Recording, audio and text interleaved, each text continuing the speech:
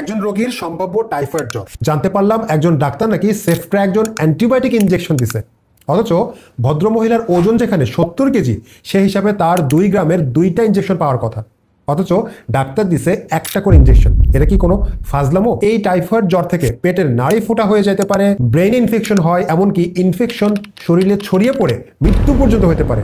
এজন্যই বারবার করে বলে যাচ্ছি, সারা দেশে রেজিস্ট্রেশনকৃত ন্যূনতম এমবিবিএস ডিগ্রিধারী হইলেও তাকে প্রেসক্রিপশনের জবাবদিহিতার আওতায় আনা হোক, যেন ডাক্তার ইচ্ছে মতো পাতা ভরে ওষুধ লিখে এই অভিযোগ না হয়। কি লিখছে, কেন লিখছে, এর জবাবদিহিতা চাই, যেটা উন্নত বিশ্বের প্রতিটা দেশে আছে।